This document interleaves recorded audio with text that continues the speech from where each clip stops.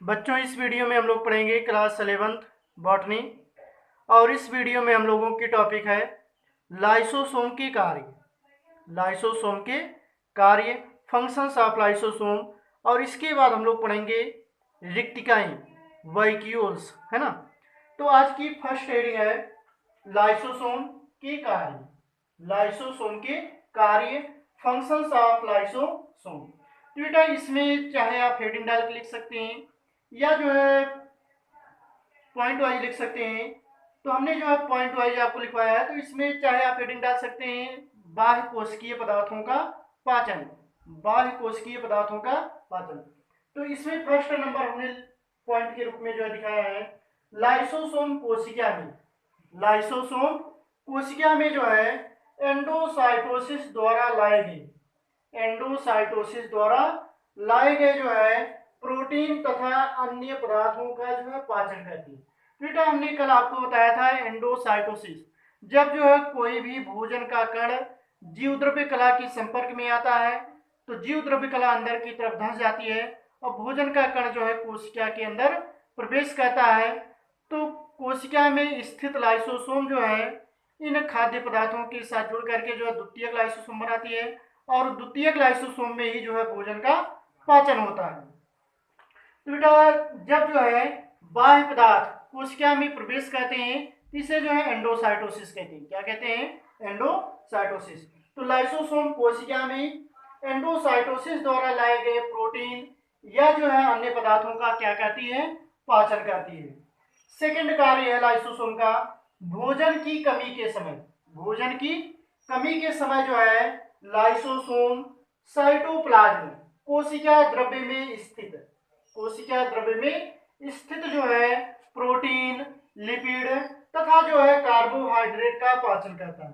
बेटा भोजन की कमी के समय लाइसोसोम कोशिका द्रव्य में स्थित प्रोटीन, लिपिड तथा कार्बोहाइड्रेट का जो है पाचन करती है।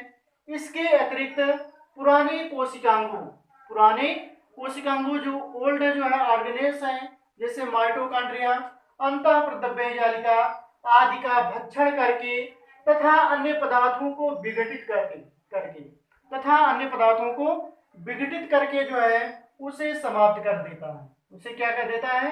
समाप्त कर देता है। इस प्रकार यह कोशिका में, इस प्रकार यह कोशिका में जो है अपमार्जक का कार्य करता है, अर्थात जो है सफाई करने का भी कार्य करता है। अपमार्जक में होता है सफाई करने वाला। ये जो है अपमार्जक का कार्य करता है अर्थात सफाई करने का कार्य करता है। और तीसरा कार्य है कोशिका के मृत हो जाने पर, कोशिका के मृत हो जाने पर, डेड हो जाने पर अथवा रोग की अवस्था में, जब कोशिकाएं जो है रोगग्रस्त हो जाती हैं तो रोग की अवस्था में लाइसोसोम स्वतः फटकर, लाइसोसोम स्वतः फटकर जो है विभिन्न कोशिकाओं को जो है नष्ट कर देते हैं। विभिन्न कोशिकाओं को क्या कहते हैं?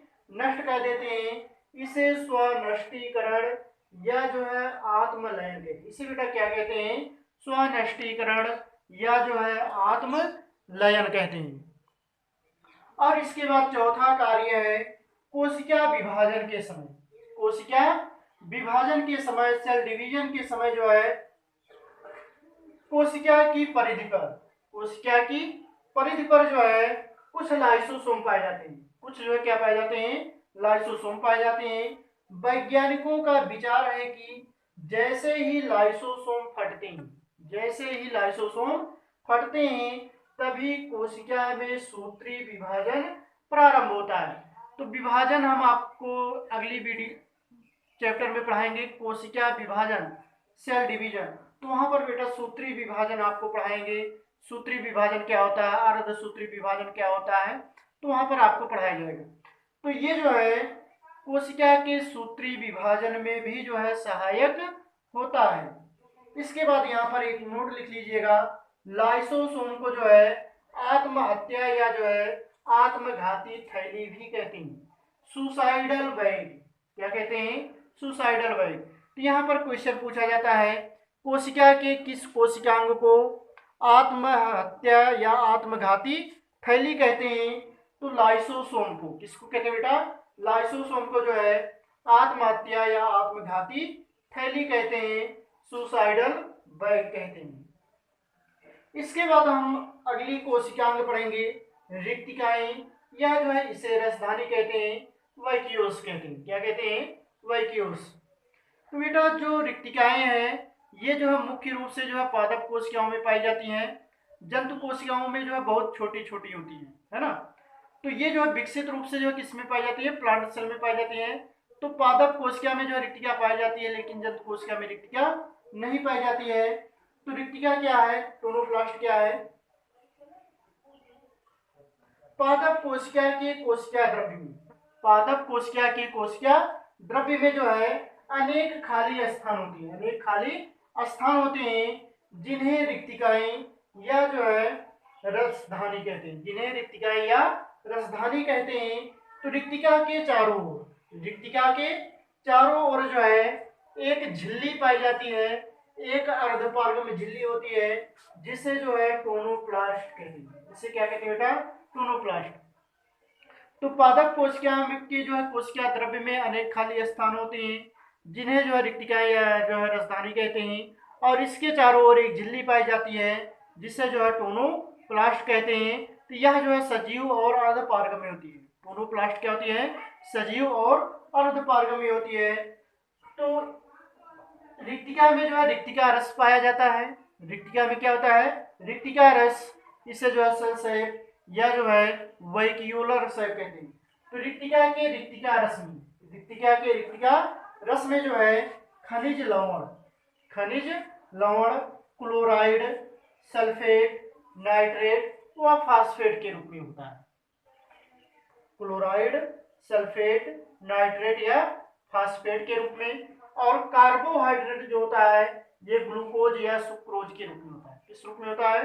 ग्लूकोज या सुक्रोज। इसके अलावा जो है एमाइड, एमिनो अम्ल, कार्बनिक अम्ल, विभिन्न प्रकार के रंजक पदार्थ, विभिन्न प्रकार के रंजक पदार्थ, एंथोसाइनिन, कैरोटीन व जो है अपशिष्ट पदार्थ, अपशिष्ट पदार्थ या कह सकते हैं उत्सर्जी पदार्थ जो है टैनिन, एल्किलाइड्स, एल्किलाइड्स आदि उपस्थित होते हैं। इसमें बेटा जो है खनिज लवण, कार्बोहाइड्रेट, अपशिष्ट पदार्थ ये सब जो है पाए जाते हैं। इसके बाद हम पढ़ेंगे रिक्तिका के कार्य, रिक्तिका के कार्य। तो ये जो है कोशिका को जो है स्फीति प्रदान कर, कोशिका को स्फीति प्रदान कर जो है पत्तियों तथा शाखाओं को जो है सीधा खड़ा रखने में सहायक होती है। बेटा जो है जब जो है रिक्तिका के अंदर जो है जल प्रवेश करता है, रिक्तिका के अंदर जल प्रवेश करता है तो रिक्तिकाएं जो है स्फीति अवस्था में आ जाती हैं। तो रिक्तिका की दो अवस्था होती है, एक स्फीति अवस्था होती है और दूसरी सलथ अवस्था होती है। तो सलथ अवस्था में जो है रिक्तिका के अंदर से जल निकलने पर होता है, और जब रिक्तिका के अंदर जल प्रवेश करता है तो कोशिका जो है स्फीति अवस्था में आ जाती है, टर्गिड अवस्था में आ जाती है, और इसके कारण जो है कोशिकाएं जो होती हैं ये आकार में जो है फैल जाती हैं, बड़ी हो जाती हैं। तो ये जो है जब कोशिकाएं स्फीति अवस्था में आती हैं तो जो पौधों की जो है शाखाएं हैं या जो है पौधे की जो है तना है या जो है पत्तियां हैं ये जो है सीधी रहती हैं। इसके बाद सेकंड नंबर है रिक्तिकाएं जो है भोज्य पदार्थों तथा जल का जो है भंडारण करती हैं। रिक्तिकाएं जो है भोज्य पदार्थों और जल का क्या कहती हैं? भंडारण करती हैं।